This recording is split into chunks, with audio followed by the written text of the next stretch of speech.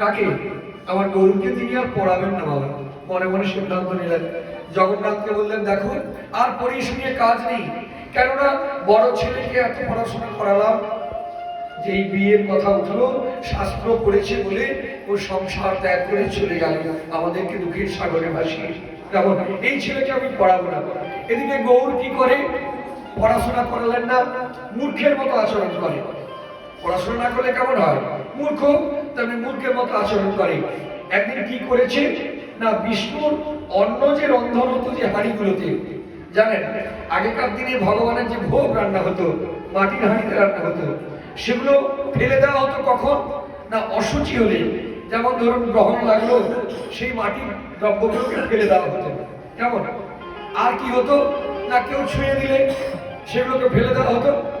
গৌরাজকে কি করেছে বাবা, ওই যে বিষ্ণুর রন্ধনযোগ্য যে হাঁড়ির গুলো সেগুলো ফেলা হয়েছে, উনুনে বসছে, সেগুলো তো কালো হয়ে গেছে। এইবারে গৌর সেই সব ফেলে দেওয়া হাঁড়ির উপরে গিয়ে বসছে। কেমন?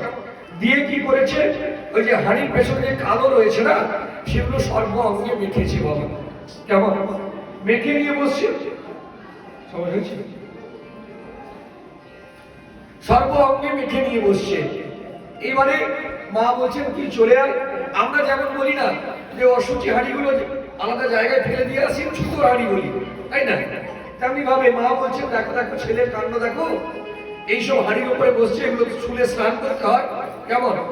তুই চলে আয় বাবা, এগুলো অশুচি। কেমন? গৌর বলছে কোনটা সূচি আর কোনটা অশুচি জানবো কি করে?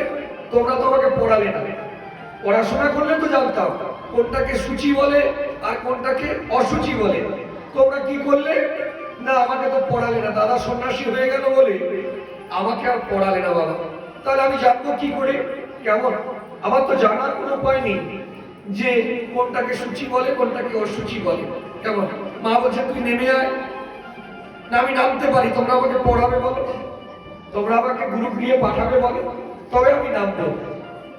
মা তখন দেখলেন ছেলে খুব অবাধ্য, মা তো আর যেতে পারছেন না, ছুলে স্নান করতে হবে, ছেলেকে ছুলে হাঁড়ি ছুলে স্নান করতে হবে। যে মা যেতে পারছেন না, মা বলছেন আমি ঠাকুরের ভোগ রান্না করবো, এখন আমি যাবো না। না তাহলে আমিও নামবো না, আমিও বসছি, আমি আর কি জানি, আমি তো মূর্খ, আমার তো পড়াশোনা নেই। তখন মা বললেন ঠিক আছে বাবা, তোর বাবা আসুন, আমি কোনো মাস্টারের কাছে তোর পড়ার ব্যবস্থা করবো। কেমন? এই লীলা করলেন গৌর। এই লীলার একটা আভ্যন্তরীণ তাৎপর্য আছে বাবা। কেন এই লীলা করলেন গৌর? গৌর তো অন্তর্যামী, গৌর তো সবকিছুই জানেন। তাহলে তিনি এই সূচি অসুচির কথাটা কেন বললেন না? তিনি বোঝাতে চাইলেন মাকে, বাহ্য জগতের দৃষ্টিতে পড়াশোনা করাচ্ছেন না বলে তিনি বললেন আমি সূচি অসুচি জানি না, তাই বসলাম। কিন্তু তিনি বললেন, বোঝাতে চাইলেন প্রমাণ করে যে ভগবানের রান্না হয়েছে যে বস্তুতে, যে বস্তু ভগবানের নৈবেদ্য রান্না করায় সহযোগিতা করেছে, সেই বস্তু কখনো অশুচি হতে পারে না। সে বস্তু কখনো অশুচি হতে পারে না।